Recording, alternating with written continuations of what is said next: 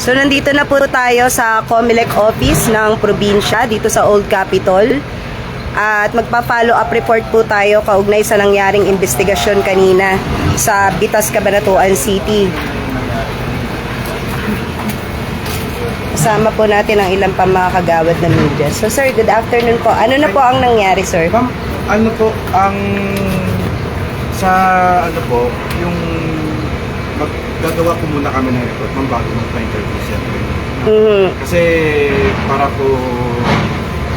magsasubmit pa rin po kami ng report sa regional office namin. Kasi yun lang po muna ma'am. So, dito po i-file yung reklamo po kaugnay sa umano'y vote buying po doon sa Mampulog, Bitas, Yes, sa probinsya. dito po.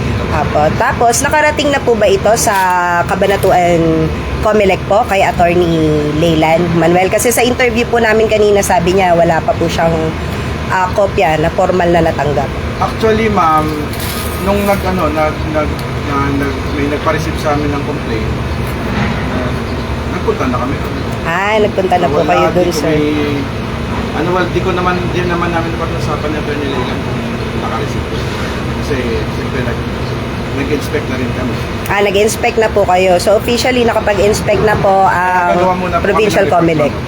Tapos gagawa po kayo ng report bago po makapagbigay ng official na pahayag yes, po. Yung boss ko ma'am, bago magbigay ng official statement. Okay po. Kami. Tapusin ko. Kayo po, sir, po yung name po nila and designation, sir? Lovell po ma'am. Kayo po ang Admin aid po.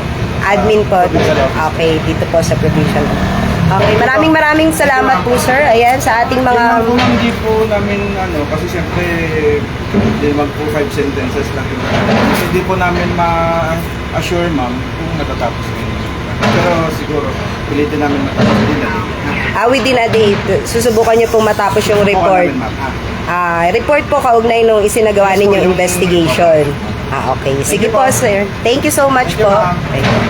So, narinig na po natin ang naging pahayag po ng Provincial COMELEC, kaugnay po nung nangyari kanina sa Mampulog, Bitas, kung saan ay naghain po ng reklamo si Ginoong Apet Cruz kaugnay ng umano'y vote buying.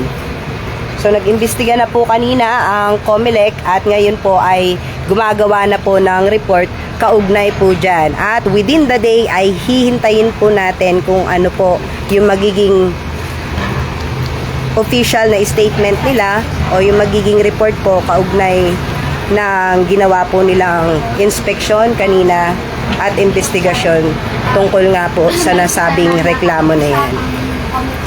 Kaya manatili lamang pong nakatutok sa TV48 para sa iba pong mga updates ngayong halalan 2025.